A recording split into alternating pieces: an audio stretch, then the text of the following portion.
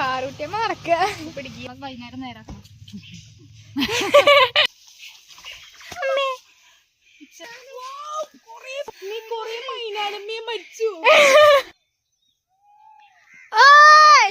ഇതാ ഗൈസ് അവിടെ കുറച്ച് ആൾക്കാരുണ്ട്.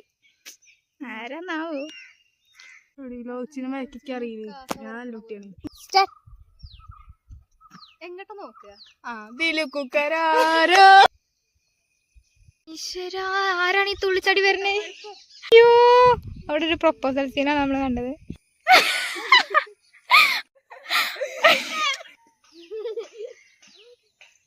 ഞാൻ അവിടെ നിക്കട്ടെ.